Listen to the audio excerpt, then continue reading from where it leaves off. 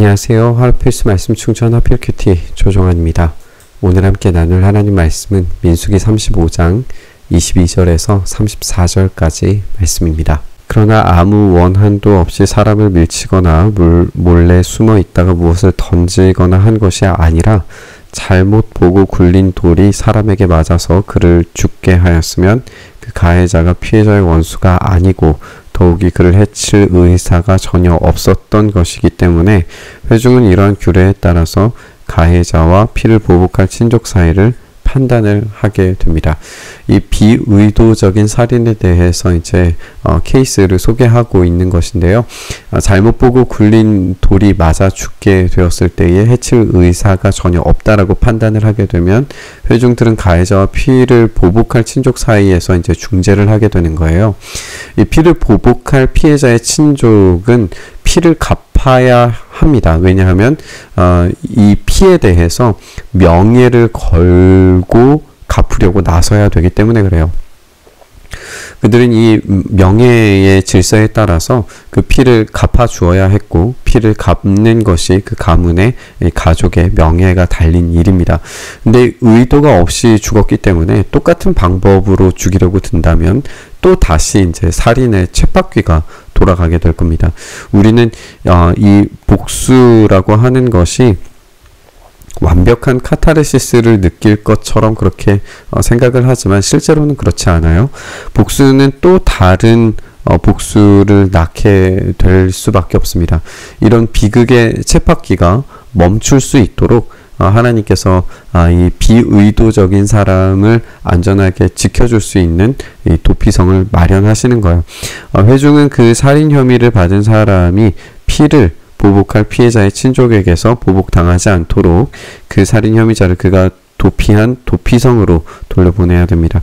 그리고 그는 거룩한 기름을 부어서 성직에 임명된 대제사장이 죽을 때까지 거기에 머무르게 됩니다. 이 살인 혐의를 받은 사람은 도피성 안에 피함으로써 보복을 받지 않아도 됩니다. 그런데 그가 보호를 받을 수 있는 것은 도피성 안에 있을 때뿐입니다. 도피성 밖으로 나가면 그 보호는 깨지게 되는 거예요. 피를 보복할 친척이 그가 도피성 밖으로 나가면 보호를 받지 않아도 된다고 선언한 것으로 취급 당하게 됩니다. 그래서 복수를 할 수 있게 돼요.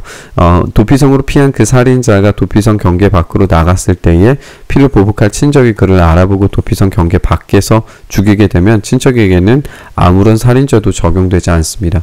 그러니까 도피성 안에 있을 때에만 보호가 일어나는 것을 우리가 보게 되는 거예요. 그렇다면 지금 이 도피성 안에 있는 사람의 죄 자체가 지금 사라지지 않았다는 것을 알려줍니다.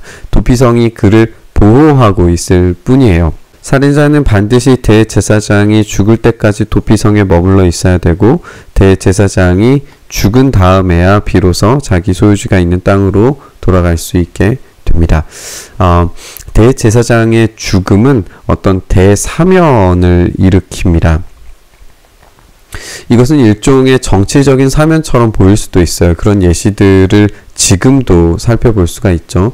그런데 대제사장의 죽음이 이 죄에 대한 속전 역할을 한다는 점을 기억해야 됩니다. 이게 이제 이 뒷부분에 나오는 것과 연결이 되는 건데 누구든지 사람을 죽인 사람은 살인자이기 때문에 반드시 죽여야 됩니다.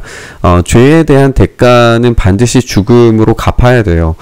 그러나 거기에는 증인들이 있어야 되고 한 증인의 증언만으로는 어느 누구도 죽이지 못합니다. 우리가 아는 것처럼 두세 명 이상의 증인이 꼭 필요합니다. 살인죄를 지었을 때에 살인범에게서 속전을 받고 목숨을 살려주어서는 안 됩니다. 그는 반드시 죽여야 돼요. 대제사장이 죽기 전에는 도피성으로 피한 사람에게 속전을 받고 그를 제 땅으로 돌려보내서 살게 해서는 안 됩니다. 여기에 의도적 살인이나 비의도적 살인이나 모두 속전을 받고 목숨을 살려주는 행위는 허용되지 않습니다. 어떤 것도 이 살인의 죄 자체가 사라지지 않습니다.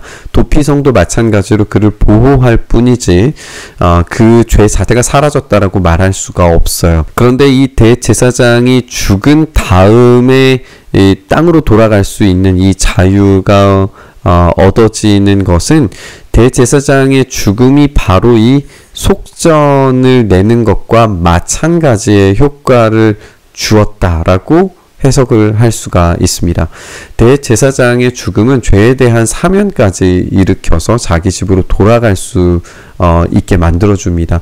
죄에 대한 대가 지불이 이 대제사장의 죽음으로 이루어지고 있는 거예요. 그러니까 이 대제사장의 죽음은 그 어떤 속전의 기능보다 강력하게 죄에 대한 대가를 지불한 것으로 이해되고 있습니다. 그래서 대제사장의 죽음 이전에는 결코 원래의 땅으로 돌아가서는 안 되는 거예요. 너희가 사는 땅을 더럽히지 말아라. 피가 땅에 떨어지면 땅이 더러워진다. 피가 떨어진 땅은 피 흘리게 한 그 살해자의 피가 아니고서는 깨끗하게 되지 않는다.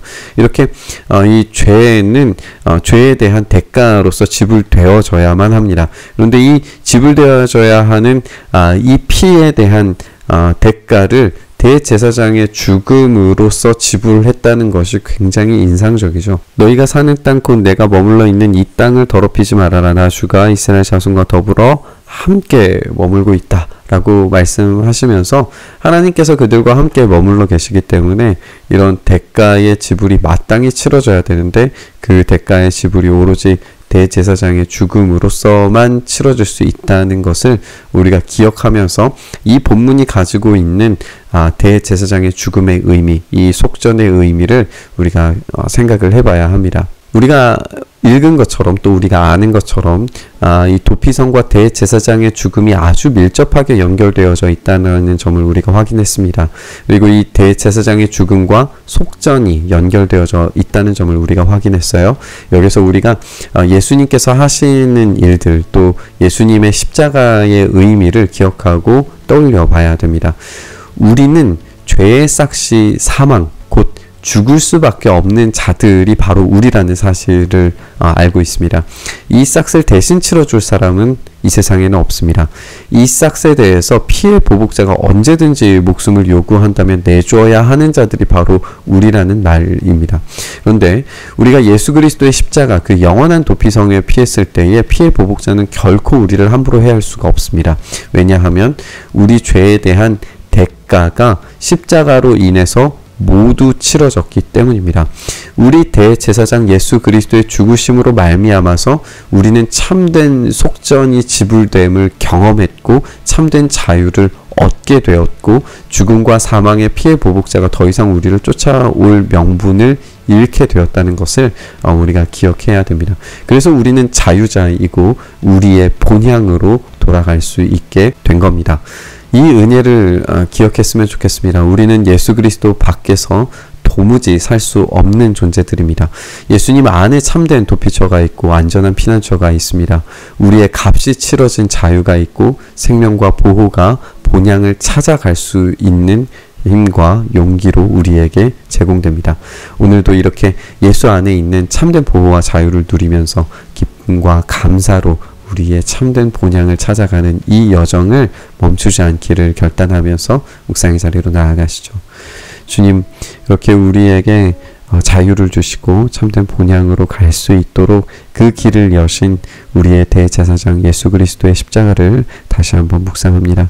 주님의 그 십자가가 있었기에 오늘 우리가 이곳에 서 있으며 우리의 참된 자유와 감사와 만족과 본향을 향한 걸음이 가능한 줄을 믿음으로 고백하오니 주여 오늘 이 도피성의 의미를 생각하면서 다시 한번 주님의 그 십자가 앞에서 영원한 나라에 이를 때까지 이 참된 자유를 생각하며 기뻐하며 감사하며 이 여정 잘 달려갈 수 있도록 은혜 더하여 주시옵소서. 이렇게 우리와 함께 하시길 소망하며 예수님 이름으로 기도드리옵나이다. 아멘.